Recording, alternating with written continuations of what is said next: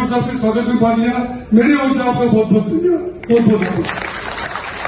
अब ये मैं भी प्रजाशक्ति जी को कह रहा था कि ये कार्यक्रम जो है विभाजन विभीषी का स्मृति दिवस, आज हमें इस बात का गर्व है कि हिंदुस्तान के हमारे लोकप्रिय प्रधानमंत्री माननीय नरेंद्र मोदी जी जब 2014 में प्रधानमंत्री बने थे, उसके पहले विभाजन को क्यों हुआ, किसने क्या भुगता, कितनी परेशानी हुई, लाखों लोग मरे, किसी ने याद नहीं किया। मैं चाहता हूं कि मोदी जी के एक बार जोरदार धन्यवाद जिन्होंने विभाजन विभीषी का कार्यक्रम पूरे देश में चल रहा है, क्योंकि लाखों करोड़ों लोगों ने इस देश को आजाद करने की कुर्बानियां दी। कई माताओं ने अपने पुत्रों को खोया, कई बहनों ने अपने भाइयों को खोया, कई ऐसी घटनाएं हुई है। मैं भी मनोज भाई साहब को ये कह रहा था, सीपी जी को, कि विभाजन विभीषिका में थोड़ा बहुत पहले पिताजी ने भी भुगता है, हम भी बहुत से सही है गलत है। मेरे पिताजी, मेरी माता जी बताती थी जब हम वहां से निकले थे 14 अगस्त को और ट्रेन में किस तरह अत्याचार कर रहे थे। ये ठीक है कि मेरे पिताजी कभी कभी कहते थे मुझे कि पाकिस्तान में हम जहां रहते थे उस समय हिंदुस्तान था, पूरा देश एक ही था, वहां पर 200 तो हमारे काम करते थे, अभी जमींदार था, अब तो गरीब हो गया हूं, लेकिन उसको घोड़े थे, ये थे, जितनी संपत्ति थी सब छोड़ के आते। सिर्फ हम मेरे पिताजी अकेले नहीं, हजारों लाखों को जो है विभीषण का अत्याचार का शिकार हुए, उन शिकार व्यक्तियों को आज हम याद कर रहे हैं। अब देखो कि योग ऐसा बना कि हमारे हिंदुस्तान के लोकप्रिय प्रधानमंत्री जब मोदी जी देश के प्रधानमंत्री बने तब उन्होंने एक बात कही थी कि हिंदुस्तान की गर्दन में कभी शर्म से झुकने नहीं दूंगा। जब भी आवश्यकता पड़ेगी, चाहे पाकिस्तान हो, चाहे चाइना हो, चाहे अमेरिका हो, चाहे हिंदुस्तान के कितने भी दुश्मन मुल्क हो, अगर हमको आंख दिखाएंगे तो आंख फोड़ने की ताकत हिंदुस्तान में नरेंद्र मोदी पैदा करेगा, वो आगे भेजेगा। और ये जो विभीषण शिकार लोग हैं उनमें बहुत अच्छी लग रही है कि जिन लोगों ने हम पे अत्याचार किए, जिन लोगों ने हमारे साथ मतलब इतनी कई मतलब बता नहीं सकता, हमारे 15 लाख लोगों को हत्याएं हुई वहां पर, 1.5-2 करोड़ मतलब लोग भागे, कितनी हमारी बहनों के साथ बलात्कार हुआ, कितने बच्चों को कुचल दिया गया। और वो लोग जब हिंदुस्तान में आए तब उनको लगा क्योंकि हिंदुस्तान पाकिस्तान उसमें एक देश था, लेकिन यहाँ आकर उन्होंने चैन की सांस ली और मुझे खुशी इस बात की कि यहाँ आने के बाद भी वो धीरे धीरे आजादी के 75 वर्ष में अपनी अपनी जगह सेट हुआ। और मुझे गर्व है इस बात का कि हमारे देश के प्रधानमंत्री जी ने इस विभीषकों को पहचाना और उन्होंने कई योजनाएं भी प्रारंभ की।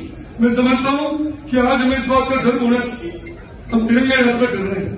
भाइयों, आप ईमानदारी से बताओ, एक जमाना था जब मनमोहन सिंह जी इस देश के प्रधानमंत्री थे, नरसिंह राव जी इस देश के प्रधानमंत्री थे, हमारे सैनिकों की लाशें काटकर बॉर्डर पर फेंक जाया करते थे। मोदी जी प्रधानमंत्री बने, उन्होंने कहा सैनिकों का एक सैनिक की गर्दन कटेगी तो तुम्हारी 100 सैनिकों की गर्दन कट के तुम्हारे पाकिस्तान की सीमा। इस समय पुलवामा पे हमला हुआ और उसके बाद उड़ी में हमला हुआ, उसके बाद अभी पहलगाम में हमला हुआ। आपने देखा किस तरह हमारे प्रधानमंत्री जी ने हिंदुस्तान की सेनाओं ने जो मर्दानगी दिखाई, चाहे वो एयर स्ट्राइक करनी पड़ी हो, चाहे सर्जिकल स्ट्राइक करनी पड़ी हो, चाहे अभी ऑपरेशन सिंदूर चला। तो रणजीत भाई साहब, आपको खुशी होनी चाहिए कि आप अपने जो पौधा वो सिंदूर का पौधा था, हमारी बहनों का जो सिंदूर छीन लिया गया, हम उसको याद कर रहे हैं। और खुशी इस बात की है कि आतंकवादी जो थे मारने में उनको भी हमारी सेना ने समाप्त किया। लेकिन मैं समझता हूं कि हम उनको याद इसलिए कर रहे हैं कि आने वाले समय में हम देख रहे हैं जिस तरह हमारे विरोधी दल है, चाहे कांग्रेस पार्टी हो, समाजवादी पार्टी हो, दूसरी पार्टी हो, लगातार ऑपरेशन सिंधु पर सवाल कर रही। वो सेनाओं को सलाम नहीं कर रही, सेनाओं की वीर गाथाओं को लोगों की इतनी नहीं देती। बार बार कहते कितने हवाई जहाज गिर गए अपने, कितने लोग मर गए।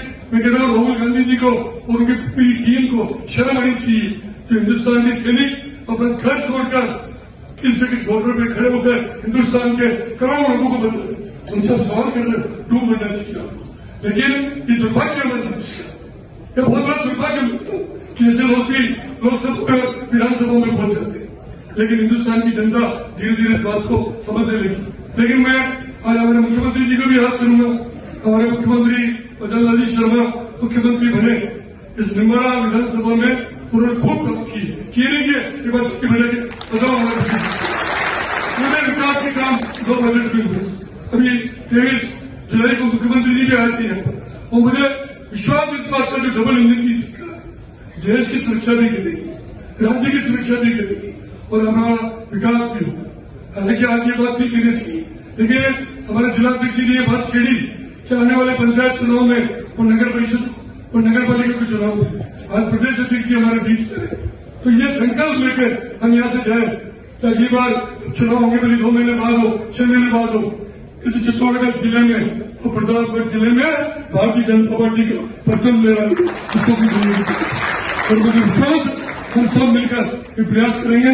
एक बार फिर मैं लंबी चौड़ी बात नहीं करते हुए मैं एक बार फिर मदन जी भाई साहब का बहुत बहुत स्वागत करता हूँ कि मेरा छोटे से आग्रह पर मैंने आपको फोन किया कि हमारे कार्यकर्ताओं की भावना है कि चित्तौड़ जिले का पता नहीं हो, एक अच्छा कार्यक्रम आपका हो और सब कार्यकर्ताओं ने मेहनत भी की और मुझे विश्वास भी था। आपने एक बड़े में हार भी की थी।